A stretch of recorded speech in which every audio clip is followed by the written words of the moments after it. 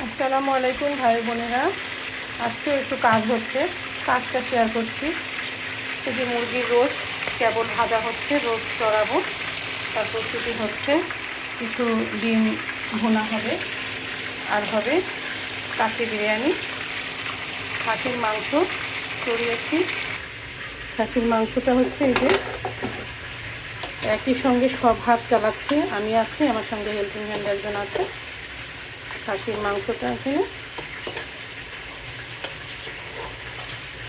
মাংসটা এখানে কেবল মশলা দিয়ে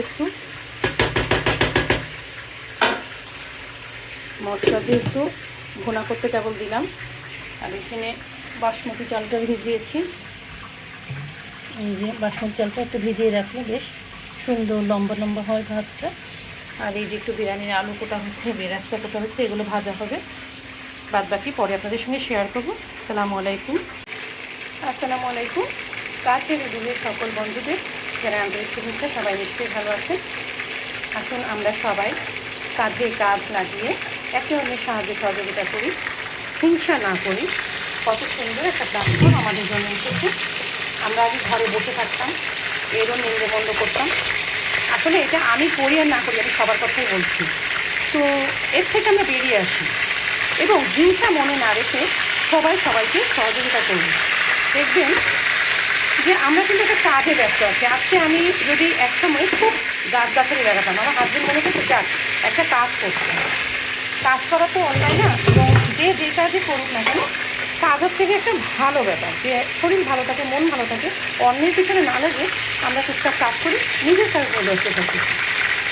আসুন সবাই সবাইকে সহযোগিতা করি, সাহায্য করি, একে অন্যের সঙ্গে নিন্দে নাইবা করি। আল্লাহ হাফেজ। আসসালামু আলাইকুম। কেমন আছেন ভাই বোনেরা? সকল সবাই ভালো আছেন? যে আমি রান্না করিয়েছি,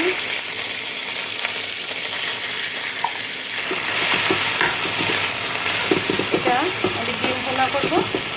পেঁয়াজ গরম মশলা ভেজে নিয়েছি, আদা বাটা, পেঁয়াজ বাটা, রসুন বাটা, এই তিনটা বাটা দিয়েছি। এটা সাদা তরকারি হবে, একটু মিষ্টি দেবো, একটুখানি এতটুকু টক দই দেবো। এতটুকু টক দই দিলেই হবে, এখানে আধা পোয়া মতন কি 100 গ্রাম মতন আছে। এই টক দইটি দিয়ে ডিম দিয়ে একটু মিষ্টি মিষ্টি কোরমা করবো।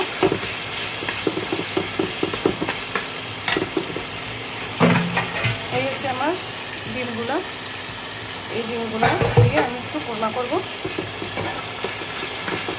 সাহেবরা বলে আমরা নাকি কোনো কাজ তেমন করি না, একই সাথে যে আমরা চারদিকে নাড়াচাড়া করি, এভাবে করি। আবার এর ভিতরে বাচ্চা গোসল করানো, বাচ্চা খাওয়ানো, ঘরে যদি বয়োজ্যেষ্ঠ কেউ থাকে তাকেও দেখে আসা। আসলে তারাও রাগের মাথায় বলে, তারা যে আমাদের বোঝে না তা না, বোঝে ঠিকই। রাগের মাথায় বলে ছোটো বোনরা যারা নতুন সংসার করছো সব কথায় গায়ে মারতে নেই, সংসারে হাজার কথা হয়। এগুলো ভালো মন্দ নিয়ে আমাদের সংসার জীবন চালিয়ে যেতে হবে।